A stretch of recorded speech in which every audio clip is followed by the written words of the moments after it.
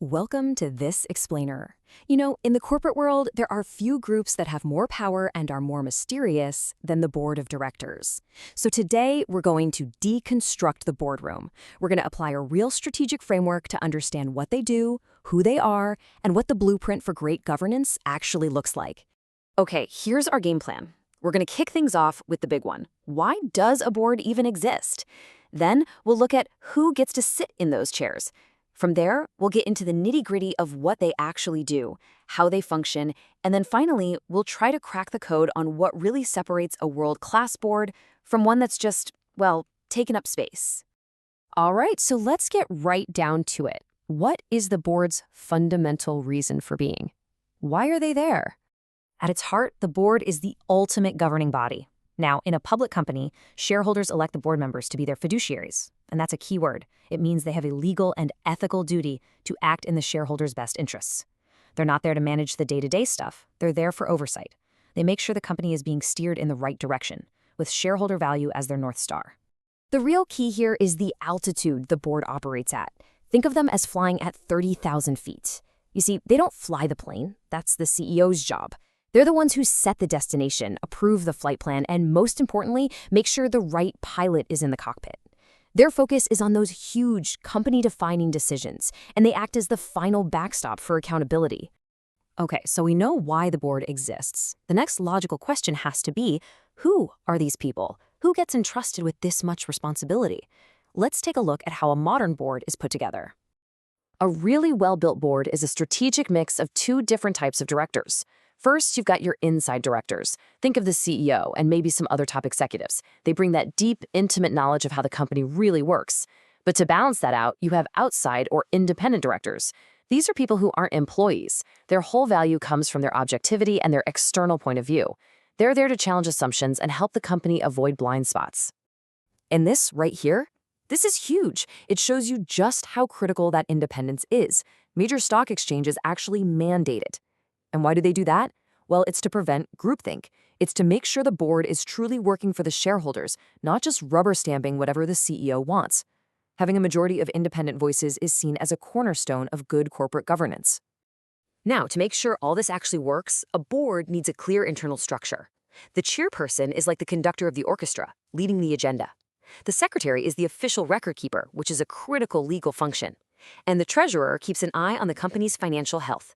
Every role is a vital piece of the governance machine.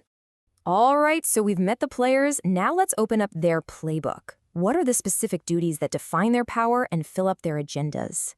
You can think of the board's main jobs as a kind of continuous loop of oversight.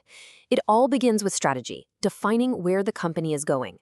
That leads right to people, hiring a CEO who can get them there. Then, to make sure everyone's aligned, they manage incentives through compensation. Next, they allocate resources by overseeing the financials. And finally, they provide protection by managing big-picture risks. This five-step cycle, this is corporate governance in action. And beyond that core loop, the board has the final say on major strategic and financial decisions. They're the ones who give the green light on things like dividends, mergers, or acquisitions.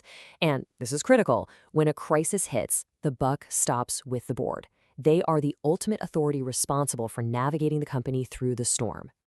We've covered the who and the what, so now let's dig into the mechanics of the how. How do these boards get formed in the first place, and what are the different ways they can operate? So here's a really important distinction: how directors are chosen. In public companies, it's pretty democratic. Shareholders get to vote on the directors. That annual vote is the single most powerful way for shareholders to hold the board accountable. But for private companies or nonprofits, the process is usually a lot more internal, all governed by the company's own bylaws. And you've got to understand, none of this is by accident. The structure is all by design, built for effectiveness, and sometimes for defense. An odd number of directors? That's just a simple way to avoid a tied vote. But staggering the terms of the directors is much more strategic. It ensures there's continuity, but it also acts as a pretty powerful defense against a hostile takeover. Now, not all boards are created equal. The governing board is the classic model we've been talking about. This is the formal, legally empowered group in charge of strategic oversight. It's pretty much the default for most corporations. But then you've got something totally different, the advisory board. This is a much less formal group, and they have no real legal authority. Their whole purpose is just to give advice. You might see a startup create an advisory board of industry veterans to help them break into a new market or make the right connections. It's all about expertise, without the formal duties. And then in the nonprofit world, the board's role often shifts to a really specific focus: fundraising. Since these organizations depend on donations, board members are often picked because of their networks and their ability to bring in money. Their number one job is to make sure the organization has the funds to fulfill its mission. This brings us to our last and, honestly, most important question. We know the theory of what boards are supposed to do, but in the real world, what separates a board that's just going through the motions from one that's a genuine strategic powerhouse? And this isn't just some academic question. The difference between a high-performing board and a dysfunctional one can literally be the factor that decides if a company thrives, stagnates, or just completely fails.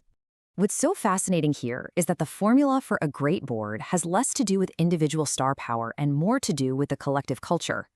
Sure, having diverse skills is table stakes, but the real value gets created through constructive debate, a shared company-first attitude, and rigorous accountability.